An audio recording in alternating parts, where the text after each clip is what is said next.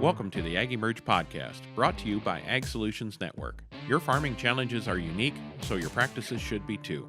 We're here to share emerging ideas, build connections, and provoke conversation. Get ready to improve your soil, your crops, your livestock, and your family's livelihood. I'm your producer, Kim Chase. And I'm your host, Monte Bottens. Thanks for joining us.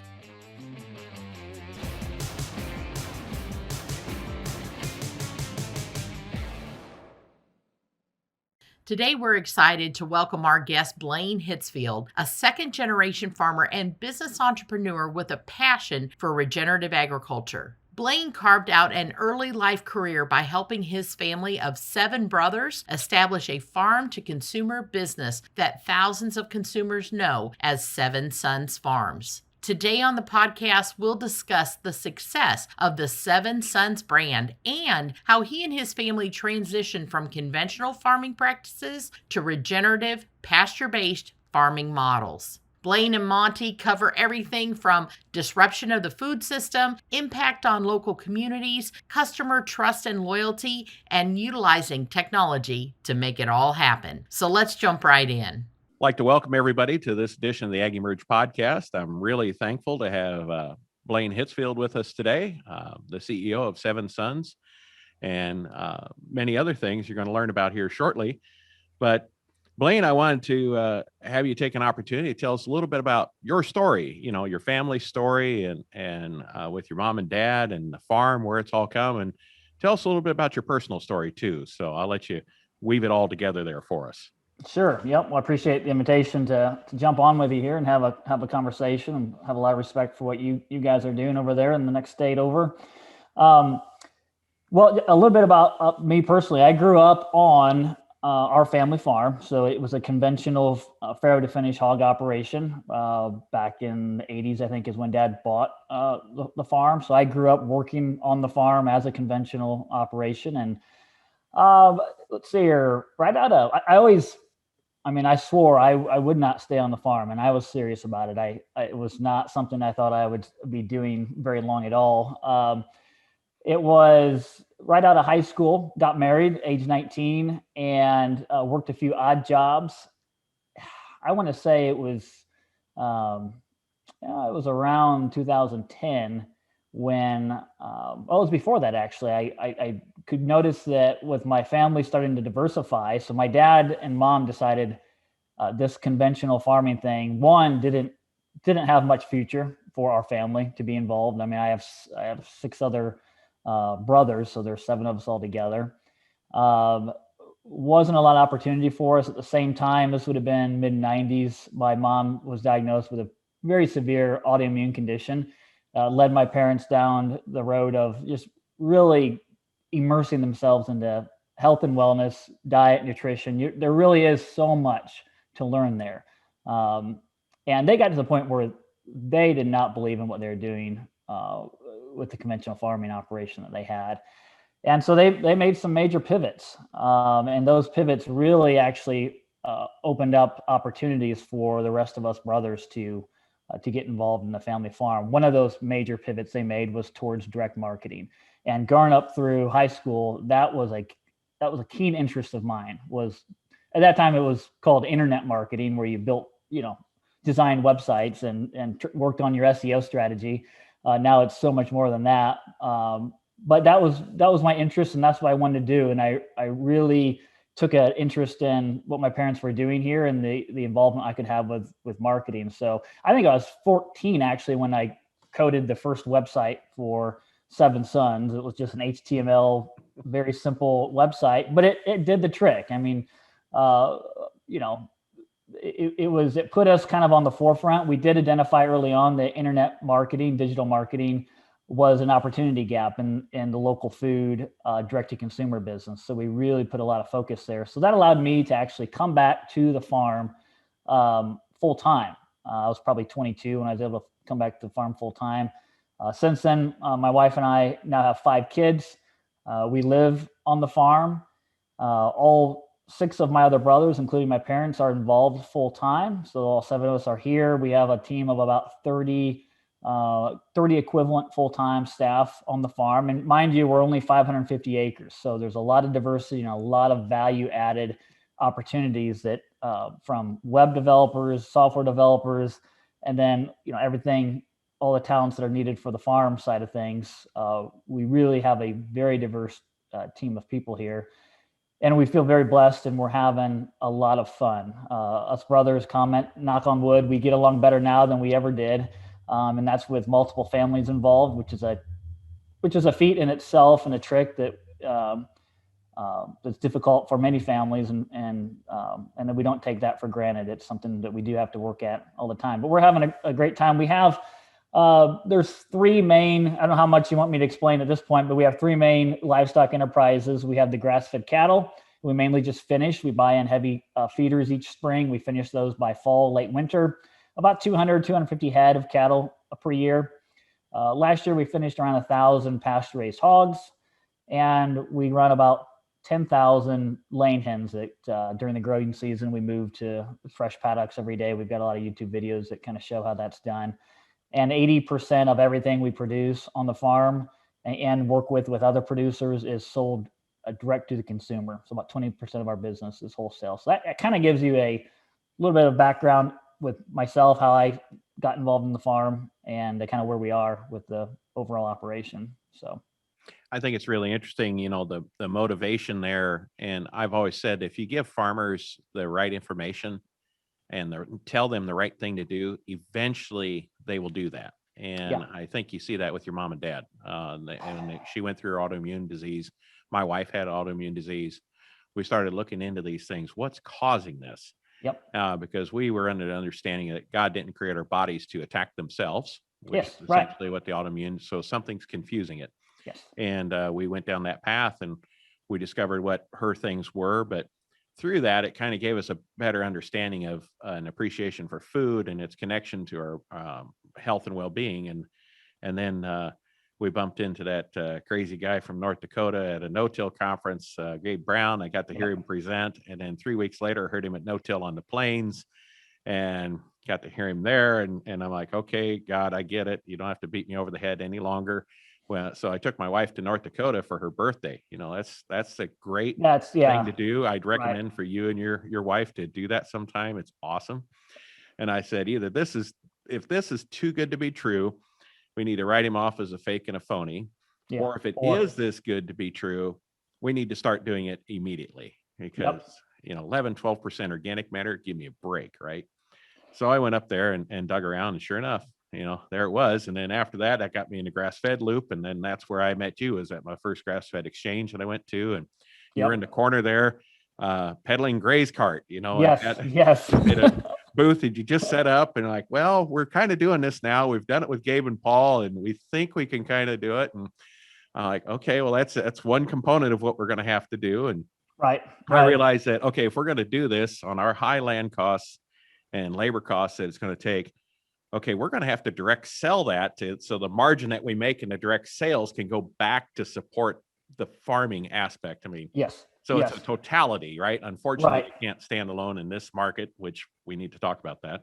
But so that's how we got to where we are, and how Blaine and I have been working together is on the direct marketing software that they have, Gray's Cart. It'll be in the show notes there. It's so simple, any farmer can do it. See? Yeah.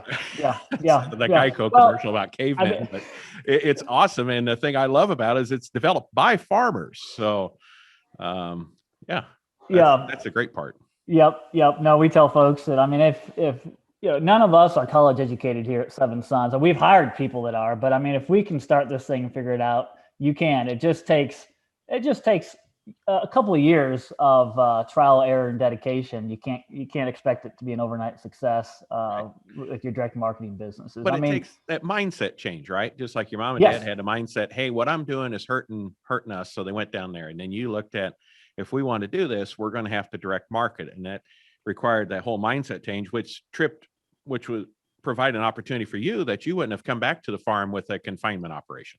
Exactly. And that, I feel like that mind shift change, kind of at the core of it, is a shift from what's best for the farmer, and you're taking your focus off like any business has to, and focus on your customer and consumer, what's best for your consumer. I always reflected that I feel like agriculture, not to pick on agriculture too much, but as an industry, we are one of the only industries that I feel like doesn't want to hear from our customer. When we do hear from them, and most industries are trying to engage their customer, get ahead of their customer. What does my customer want next? In industrial agriculture, it's don't dare tell me what to do. Don't dare tell me you don't want food with Roundup, raised in the soil. That's not a good mindset for business. Let alone caring for your customer. I think one of the things that really hit home to us years ago, we had I think Gerald Fry visited our farm. He was in the area. He stopped by, and he's since passed away. But he really did have a lot of influence on us. I remember he spent a full day at our farm many years ago, and I don't remember all that we talked about. I just remember him telling me. He said, "Listen, Blaine, if he knew I was in the marketing seat at the farm. He said, listen, if you remember just one thing, you remember this." He said, "You as a farmer and a food producer," he says, "the moment that you exchange something of value with a consumer, so the moment they give you money for the food you produce," he says, "at that moment, you become directly responsible for that person's future well-being." And that's just the disconnect that producers and consumers no longer make that connection anymore. And that's a belief change that I feel like if every farmer took that to heart deeply, we'd have an entirely different food system, an entirely different farming system, healthcare system. It would change everything. Just one belief. So the power of a changed mindset is where it all starts. Can't change anything until you change your mind.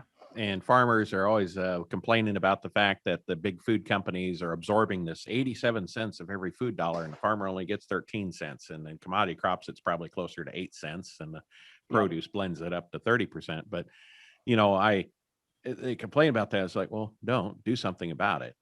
What company out there produces something, then expects somebody else to buy it from them and or sell it for them? And buy at retail. so it's a challenge. And and I'm a fence sitter in my operation, right? 2,500 acres. We've got about 500 acres now is dedicated to the livestock enterprise. And then the other is a corn soybean rotation, but it's all non-GMO. We have food grade beans that are, seed beans, all these kind of specialty value added enterprises on there. But still, we're in both sides of the realm still, in the commodity production and also on the direct marketing. So it's interesting, but there's opportunities if you just open your eyes, right? Yes, and the change actions do take some time. I mean, what wasn't an overnight transition for us.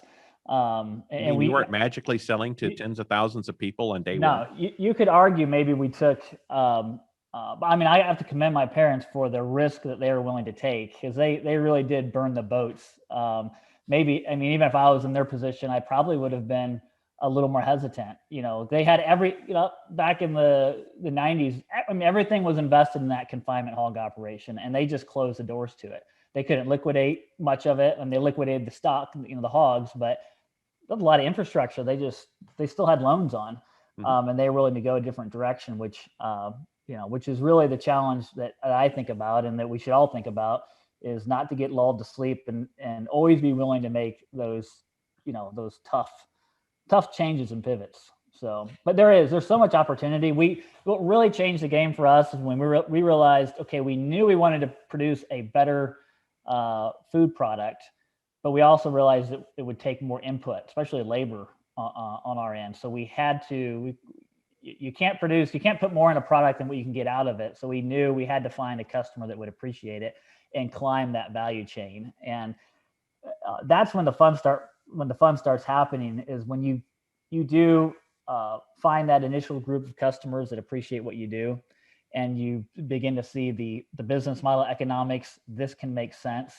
That's when it really changed the game for us. And we just haven't looked back since. I think it was Alan Nation. I remember reading in his book, Farm Fresh, I think it was called. He has a line that goes something like, the greatest return for pure knowledge has been, and always will be marketing. I remember reading that, and I'm like, well, this is where I'm going to focus to try to add value to our family farm operation. So let's talk a little bit about all that there, and what do, first off, when a customer gives us feedback, let's say you mentioned don't want glyphosate in their products. Okay. Today we say, well, we've seen the research, we've seen the science, there's no basis to that. That's what the industry wants us to believe. Now with our folks, we've shared with, we followed with Dr. Kremer's work and Dr. Huber's work, and then several other people downstream today about the impacts of glyphosate, and it is real. And, but when we hear, when people tell us that, why do we ignore it? Right. So what are you hearing? What do people want today? And because of that, essentially, when you look at a lot of grass-fed beef prices, I know things are in flux right now because of corn and beef prices on conventional, but let's say it's typically a 2x premium on grass-fed, just as a rough number. Why are people willing to pay twice as much for that grass-fed? And what are people telling you that they want? Or when you go into pastured chicken, which is, 3x price point, and hogs are a 3x price point probably. And what does that tell you? Why do they do that? Well, we've really taken a lot of time to try to dive into who is this customer, because it is crazy. They can walk into the grocery store and they can pay half or a third sometimes, and I think getting around that question is pretty important. There's a couple different types of customers that we believe buy from us, and they're really in two camps. A lot of them, or maybe three camps. A lot of them are primarily motivated by health. Another primarily motivated by the ethical care of livestock, and then there's the environmental people. And I used to think that all those concerns every customer came with and shared equally. They don't. They come to us, they're either more concerned about health, environment, or welfare. One of those is their main concern. For most of our customers, we've found that that the welfare of the animals is probably their number one driving concern. Probably 60% of our customers would fit that group. The rest of them are mainly health conscious motivated customers, and those can be broken down into proactive folks that are they're healthy, but they want to remain proactive about their own body or their children, what they're feeding their children. The other group would be folks that are dealing with an autoimmune condition, that are in a more of a reactionary mode. Either way, we find that customers come to us, whether they're concerned, about GMOs, they're concerned about the environment, the welfare of the animal. But by the time they get to us and they find Seven Sons, they're extremely frustrated. They're frustrated with all the confusing labels. They're frustrated with the fact that they've been walking into grocery stores and paying double, and they find out all I got was a different label. I didn't get much of anything different. And by the time they get to us, they're frustrated. So where I'm going with this, why do people buy from Seven Sons, a local farm, or any other local farm? It all comes down to trust. And that's ultimately every concern the consumer has can be boiled down to a lack of trust in where they were buying their products. So we're in the trust business, and I think that's a huge opportunity for farms and the next generation as you see this regenerative food movement unfold and more consumer awareness around this. Who's better to compete in the economy of trust than a local farm compared to a multinational, meat packer or a multinational brand or grocery store chain? We've got a real leg up. It's just a matter of positioning. How do you position yourself to be found and produce, create a system where you're producing a quality product with consistency. But again, even producing the product that a customer wants, who's better prepared than a smaller scale or a farmer who can be agile, who can change his production model? A large meat packer or feedlot operation, it's hard to change the trajectory. It's hard to change what you're doing. So farmers, I feel like us farmers are positioned well, deliver what the customer wants, and build that story and deliver the trust. So we can outcompete the industry all day long on those two things. Where what we discovered, the missing piece is convenience. And we talk about this all the time at Grace Cart and Seven Sons when we talk to other farms. Convenience is the gap that a farm that's trying to direct market to the public has to fill that gap, because that's where the industry has a leg way up on us. So. Right, because you can walk into any grocery store 24/7 and pick up what you want, and it's convenient. Now, couple different directions to go there. We can talk about how COVID has completely changed the mentality, purchasing habits, and those kind of things, making more opportunities available for farms. I think that's exciting. The other thing is on the trust portion of it. I want you to share a little bit about how you build that trust with your YouTube videos and your farm tours and those kind of things. Let's go there first. When you're building your trust, and also your farm tours, making it open and transparent. Yeah. And a lot of farmers I work with, work with a lot of dairymen in California and such, and they're a little scared of that because you always see the viral videos online of people are and they're afraid, I don't want that to be my farm. Like, well, you don't have that going on. What are you afraid of? And what's that been like for you, and opening up your farm, and it's probably more required in your business than a commodity farmer, but share about that a little bit in the videos that you do and that opportunity. So as I mentioned, it's a huge opportunity for farms to build that trust. And I feel like right now there's such an opportunity with the technology that exists, like YouTube. We've really leveraged YouTube. We produce almost a new video every month we're putting something up new, if not every week we're using YouTube. One thing we did, and this is just something too, for farms that aren't quite ready to have an open door policy like we do. So we advertise to our customers, you can come anytime and ask to see anything you want. And we do, and that sounds scary. Like, you mean anyone can show up and I got to drop everything? We do, we have scheduled tour dates where we do wagon tours. So we try to keep a little bit of structure around it, but ultimately you don't want them out in the pasture cow tipping the bull. Exactly. But ultimately, the invitation is there and it needs to be there. And that is a scary thing. But if you've never done that before, what we found is that our customers are incredible advocates. One of the reasons that Seven Sons has grown is because of the repeat business. People coming back, lifetime customers. These are people that really care about what we're doing. They care about our success. So it really brings a great clientele out. We've never had a poor experience with the thousands of visitors that show up at our farm. We've never had a poor experience. So a lot of that fear is just fear of the unknown to do that. But one thing we do every 2 weeks right now in the summer, we do wagon tours. And these tours are actually paid tours where customers pay us, and we find they actually show up if you ask them to pay for the ticket. And one of the first things we do that's absolutely amazing experience for every customer that comes, we do a water infiltration demonstration, so a soil health demonstration. And that almost seems too sciencey or too in depth for a consumer, but it's every time we've done that, we start the farm tour off with that. It is such a visceral, visual demonstration of the difference, because we show conventional soil, what our soil was 20 years ago, and then we show them our soil and what it is today. And they see that water infiltration test. And these are people coming from 20 miles away in Fort Wayne, Indiana. And we correlate that to where their drinking water comes from, the watershed that comes from, to the river where 30 million gallons of water is sucked out of the St. Joseph's River in Fort Wayne, Indiana every day. And we make that connection, literally making the connection between the health of the soil and connecting it with their faucet in their kitchen. And it's absolutely amazing, the response that we get from our customers. Then we just go out, and that makes the rest of the tour so easy, because they understand everything we're doing is benefiting the soil. And it's not subjective at that point. It's demonstrated right in front of them. So that's been one way that we've kind of bridged that trust gap.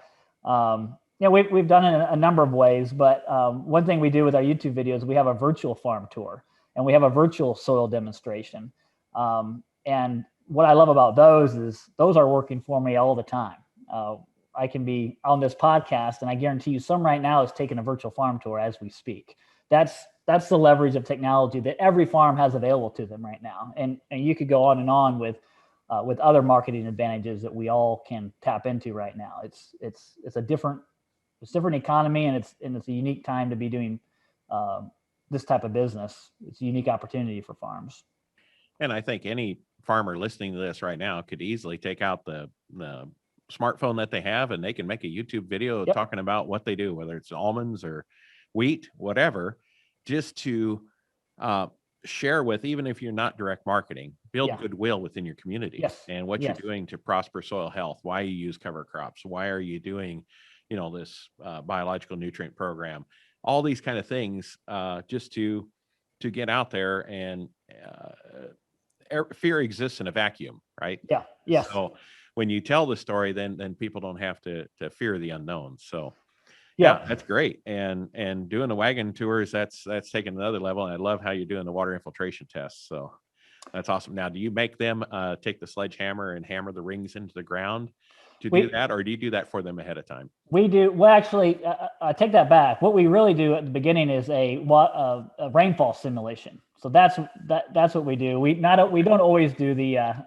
water infiltration. Okay, I was going to say you got to be trespassing on the neighbors a lot to hammer those rings in. But whenever we take the conventional soil from the neighbor, we replace it with our regenerative soil. So okay, so you any of don't our charge neighbors, them, do you? we don't even charge. It's a free service. Really nice of you. I'm glad your neighbor loves you. Yeah. Well, let's talk a little bit about how consumer and buying trends there have changed through COVID, and what that's done as an opportunity for other farms who want to direct market that. Yeah. That is, describe what happened in your business, what's happened with Grace Cart, and the trends that you see going on. Because now, it was one moment in time when people were afraid to go to the grocery store. So, I mean, it completely upended and created this huge opportunity. Take it away and tell us about that. Yes. Well, when March came around last year, our business was hit with a hurricane of business on the positive side.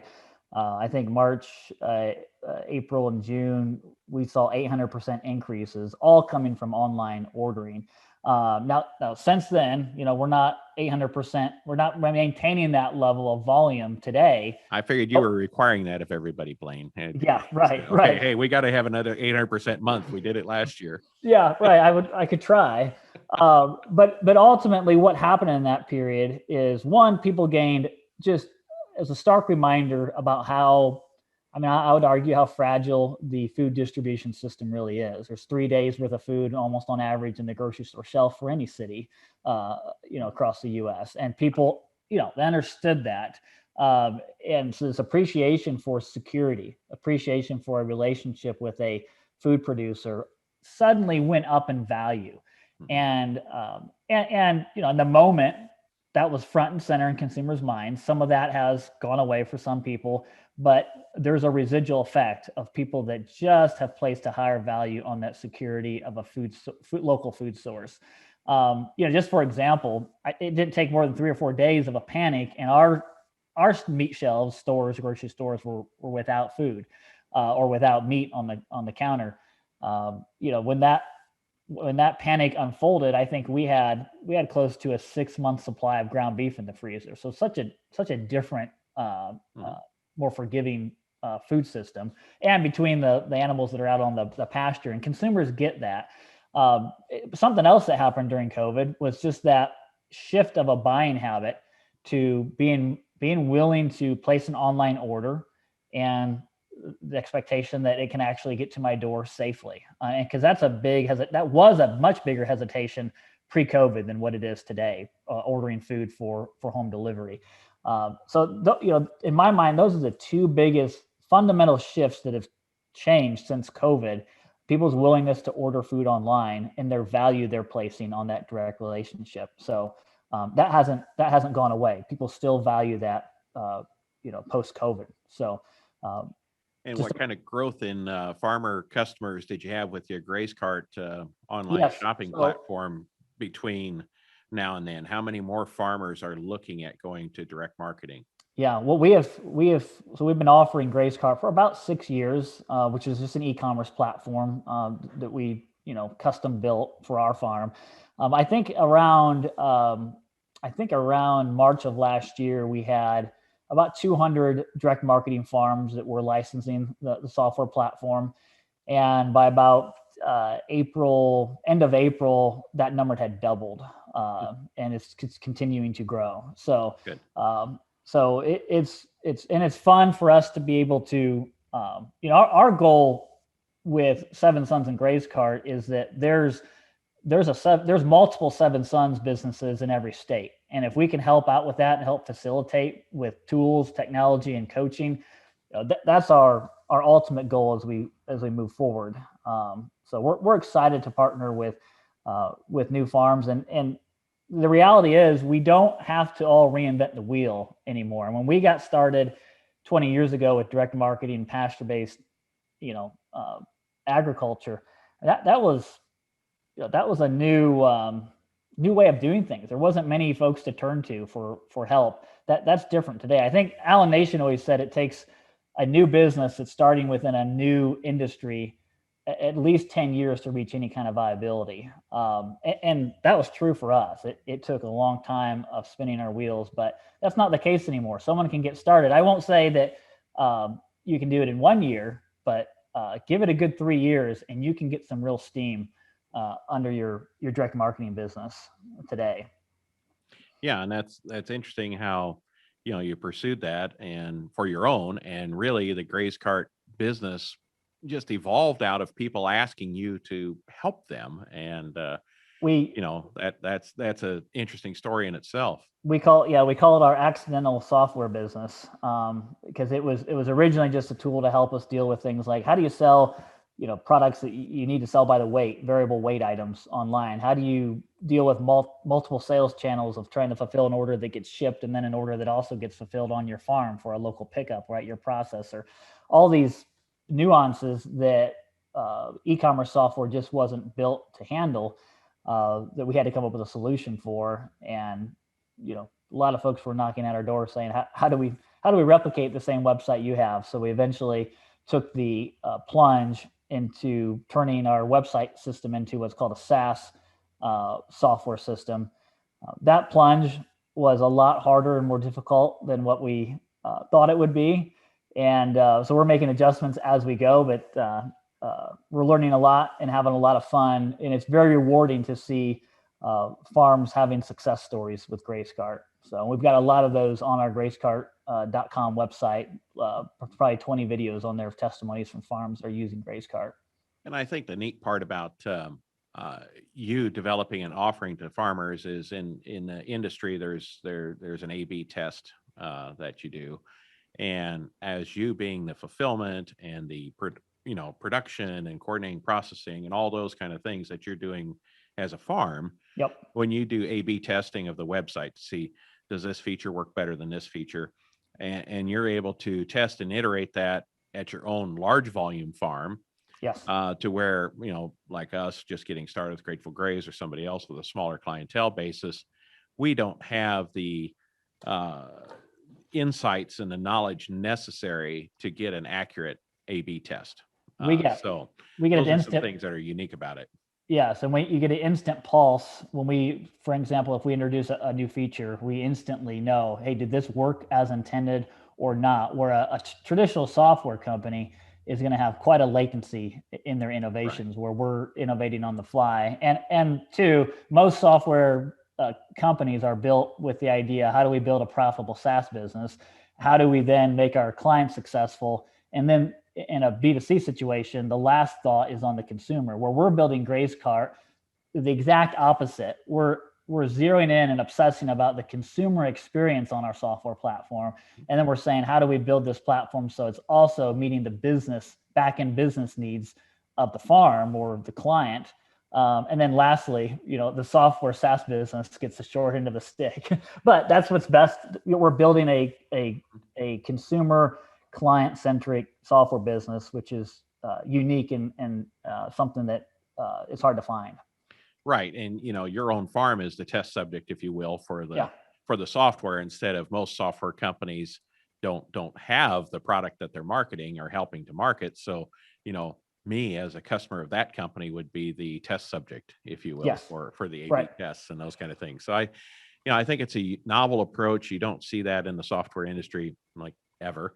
Yeah. So, and then the other thing, it's interesting too. I mean, software as a service at one time was a hot category, and investment and such. And really that's kind of, it's declined in the last 5 years. There's not that much excitement in it anymore. So to get, a real niche type market in software as a service category for an investor, it's not that exciting of a space to be in.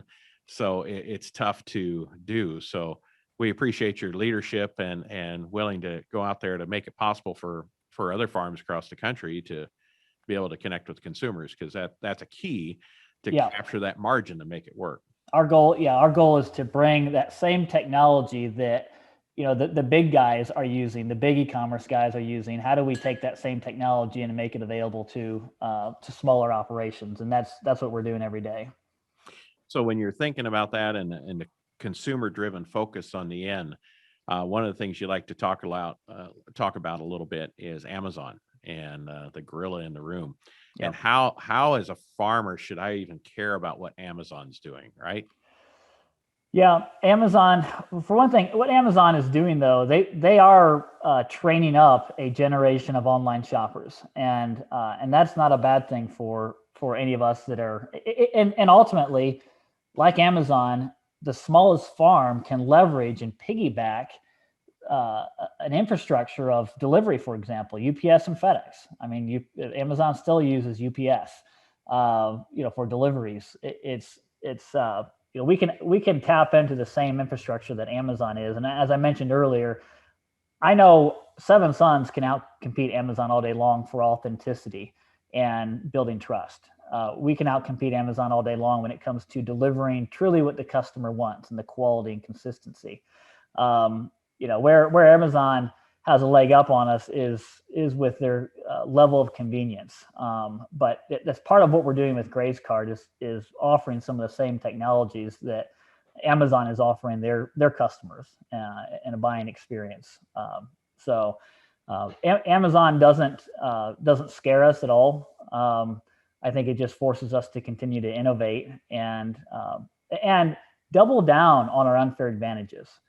Whether it's Amazon or you would talk about bigger companies that are in our niche like Amazon or Crowd Cow, when it comes to competing with those guys, I think a local farmer is going to be able to build that trust, and that trust will translate into a more loyal customer. And you look at any business, the scalability of any business, you have to have that loyalty.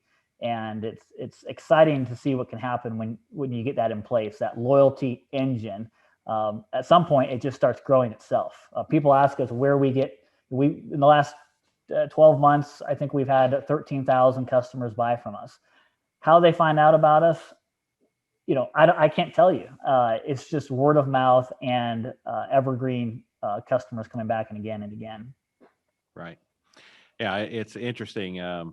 If you do enough of the right thing, eventually it comes back, and Yeah.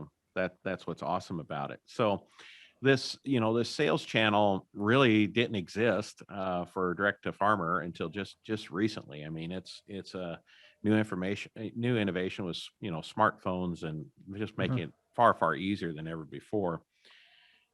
We're taking a short break to share that the AgEmerge podcast is brought to you by the team at Ag Solutions Network. Rooted in innovation, ASN is committed to leaving the land better than we found it, not simply maintaining it. We're here to help you navigate the balancing act of productivity and building a legacy. From practices to products, ASN is more than a new jug.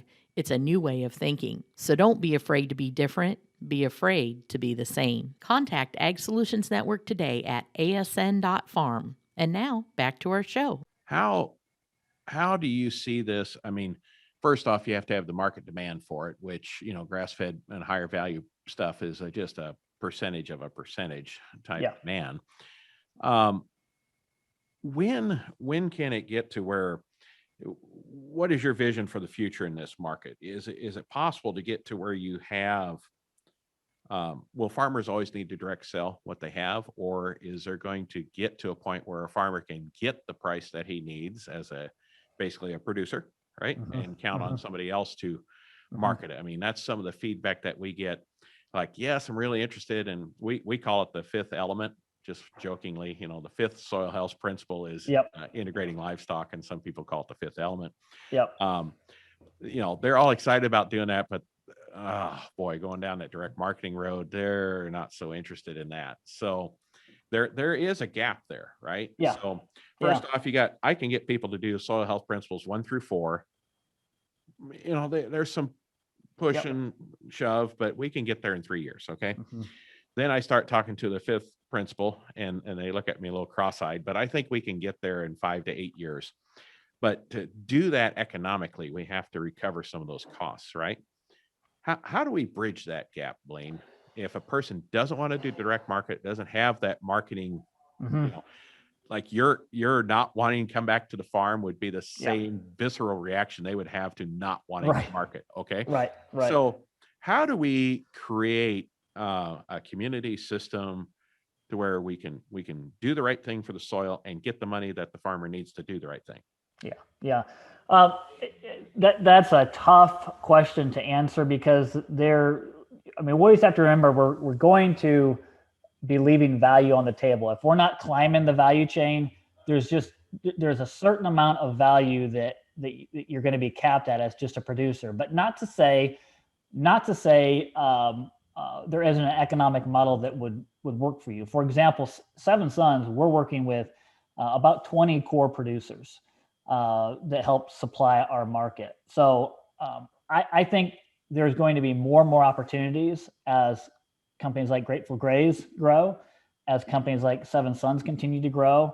I mean, we are giving that opportunity to 20 core producers that we're working with. Some of them are larger scale, some of them are smaller scale.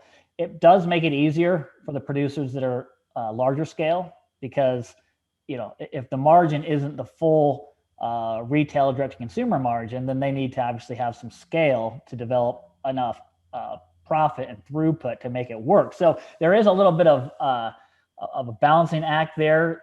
If you're a small farm and you think that I'm going to completely avoid the consumer and sell wholesale or through distribution channels or to a branded program, there's a little disconnect there. You may need to think about a higher, operation of greater scale to make that work. So I think we have to be fair with each other. One thing that we actually really, really encourage our producers to do that produce for us is we want them to at least be direct marketing a couple animals per year. I was going to bring that up. So yes, so that we can why do you have them do this, Blaine? So that they can appreciate the work that goes into, and that way it's not you're taking all this money, you're capturing, you're just like the other big guys out there. It's not easy. It's not easy, but it is rewarding. But we obviously all the eggs we raise come from our farm. All the hogs that we sell, most of the pork that we sell comes from our farm. We're in the production business. We get that side of it too. And I think that's a healthy balance. And I would love to see more of that, see more food companies that are in the food production business, as well as working with other farms. And then of course, other farms in the marketing business creates a great appreciation for each other. So I don't know if that answers the question, but I think it will get, as things evolve, there will be more opportunities if you're not looking to do any direct marketing. So I wonder, just throw this idea out here for you, but I wonder when I look at the whole direct marketing, the asset requirement, labor requirement for fulfillment from front end to back end. You have software as a service, basically a shared model for your software. Mm-hmm.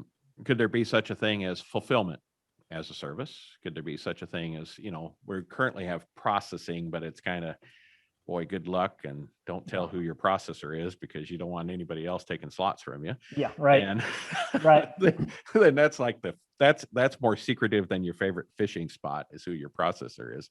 Mm-hmm. And then what about marketing as a service too, where you have, people who, when you think you have to get to a certain scale to where you have somebody who's well-versed in SEO and all the back end plugging in content writing and all this stuff that you can do in the fulfillment as a service. I mean, small freezers don't cost much more than large freezers, and being located in the right metropolitan areas to distribute it from, just because you're in, outside of Fort Wayne, Indiana, and I'm outside the Quad Cities, I should have a fulfillment center in Chicago, and I should have a fulfillment center in Des Moines, doing that. And why couldn't you and I share a fulfillment center in Chicago?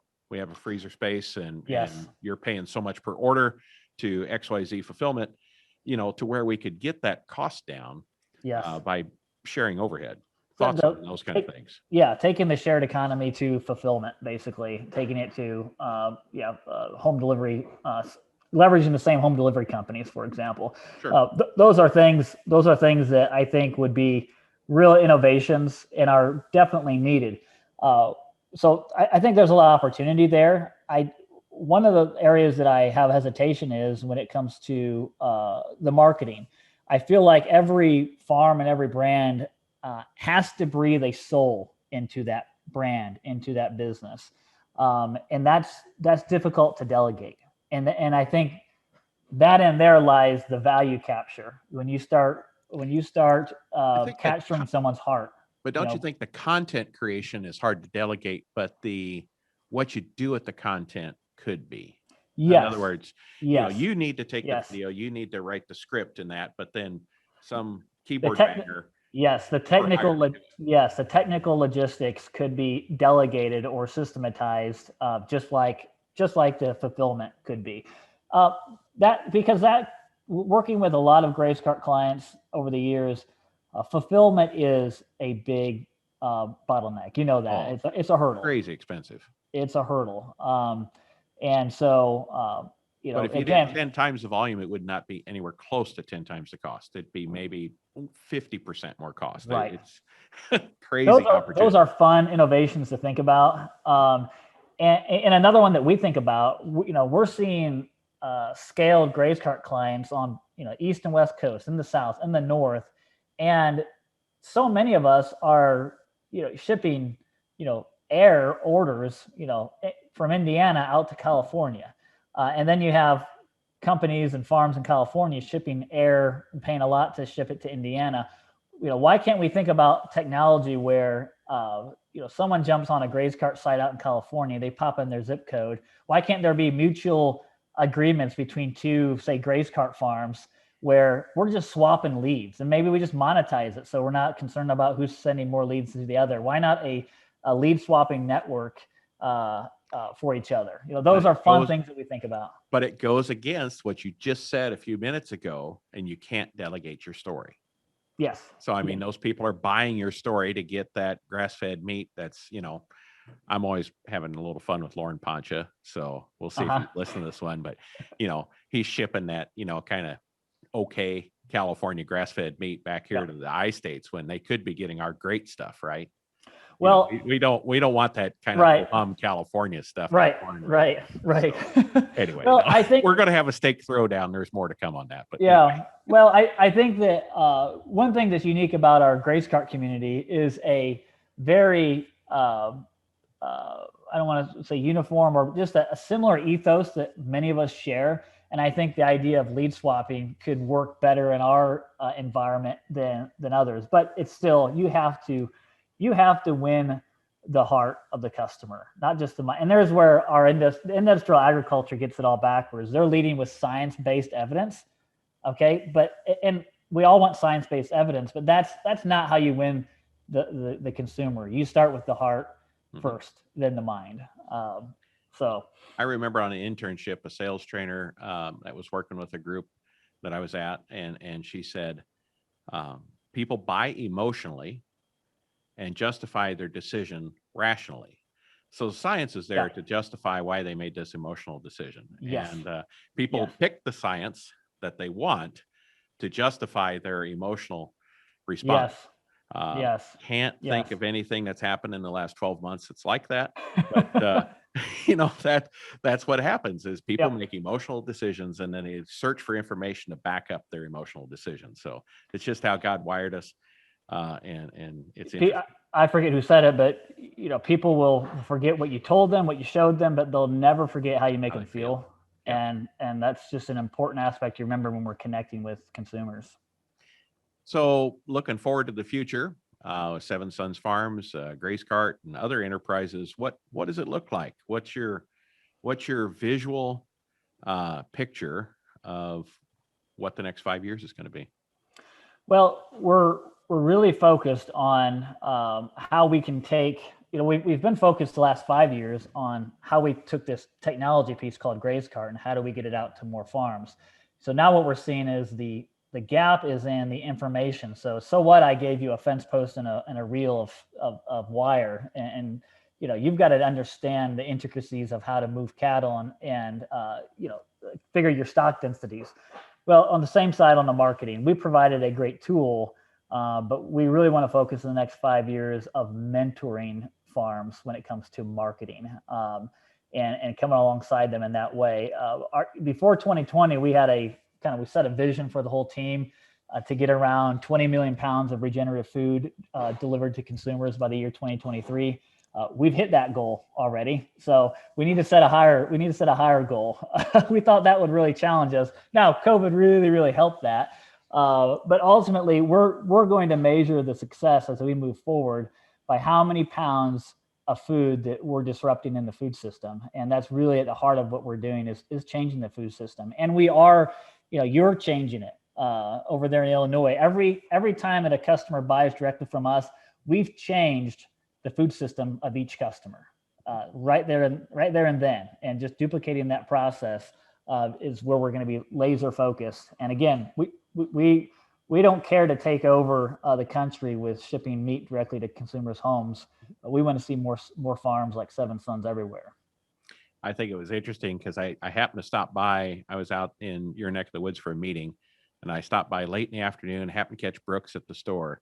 And he just had laid out this 20 million pound goal. Yeah. And I remember kidding him at the time. I said, 20 million? Is that all?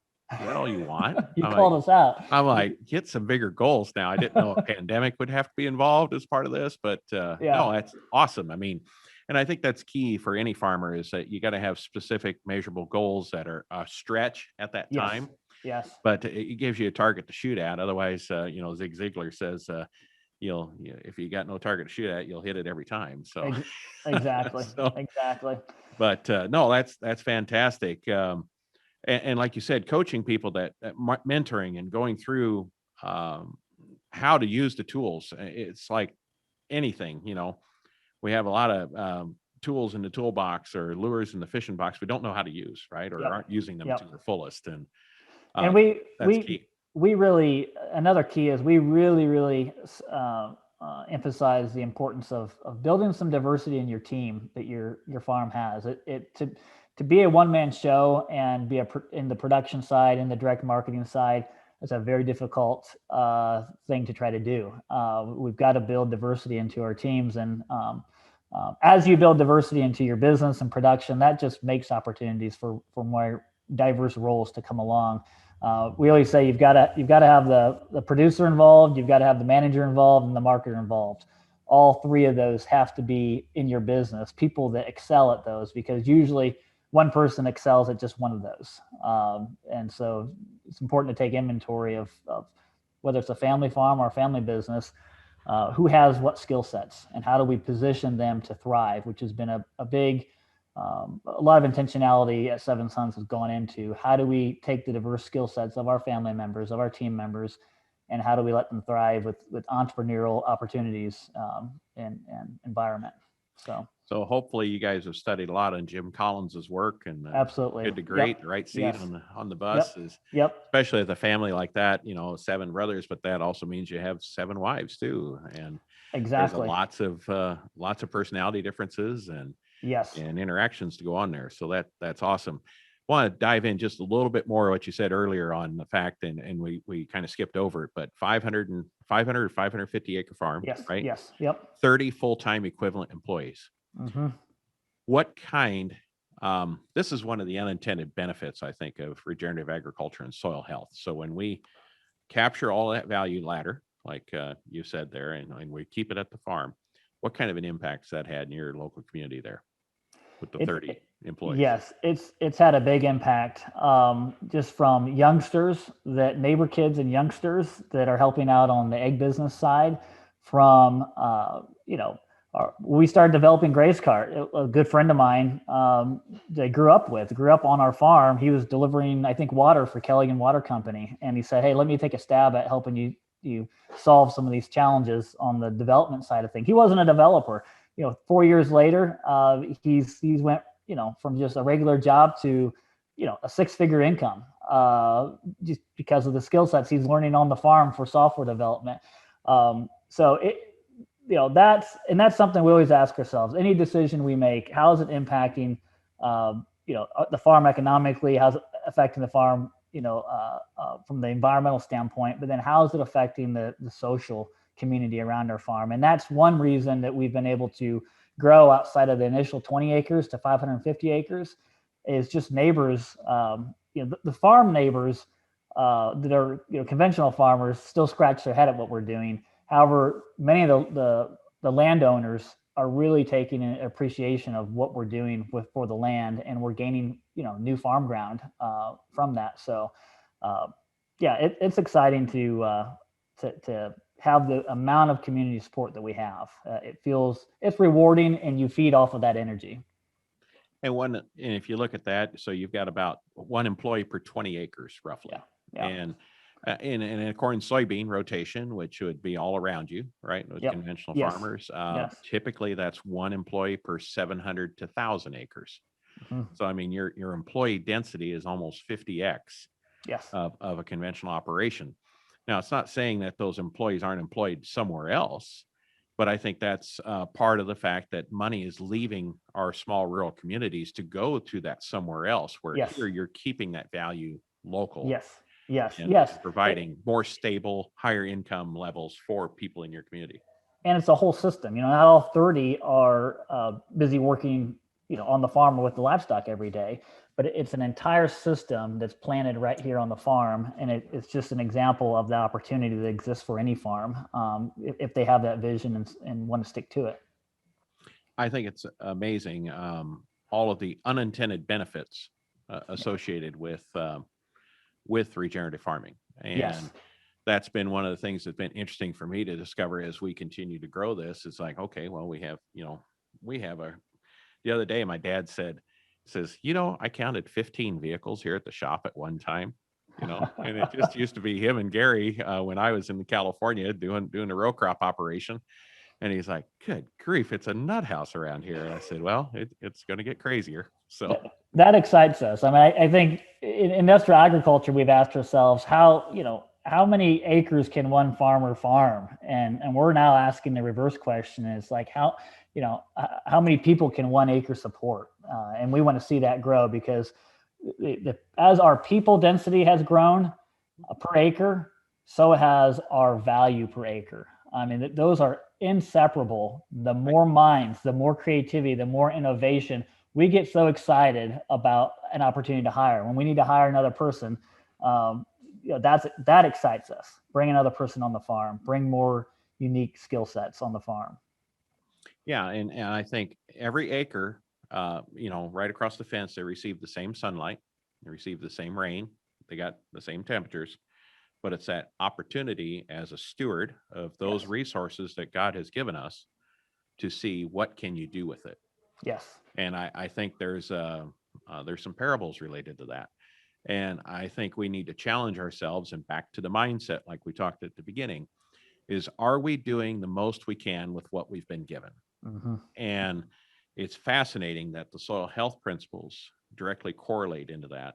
And what your brothers, mom and dad, your entire family has accomplished, I think you're on your path, and on an ever greater path to look at, are we doing everything possible with what we've been given? Yes. So congratulations on what you guys have done. It's truly an amazing story, and it's an ever evolving story. And it's going to be fun to see what's going on in the next 3 to 5 years. We feel very blessed, and are just continue to look for ways that we can share that knowledge and information with others. That's our mindset moving forward. That's awesome. And it's going to take an army to do this. It's going to take an army of farmers to do it. And I know you're there to help them out and coach them along the way. So that's awesome. We'll have items about, Grace Cart and your farm and the show notes and the YouTube channels, those kind of things. I encourage people to connect with Blaine and his brothers, and stay tuned. This is how you change the food industry, is $1 vote at a time. And they're doing it in a big way in Northeast Indiana. So thank you so much for your time today, Blaine. I really appreciate it. Hey, I've enjoyed it. Thank you, Monty. You caught that, right? They're supporting over 30 full-time positions on 500 acres of land. Those unintended benefits of regenerative ag, building soil health, and capturing all that value ladder and keeping it on the farm, that's just plain awesome. And as always, if you'd like to learn more about what we're doing to help growers implement soil health practices, check out our website at asn.farm. And there you can click on the links to follow us on Facebook, Twitter, Instagram, and LinkedIn. There's a lot of great things happening and always something to learn. Thanks for listening.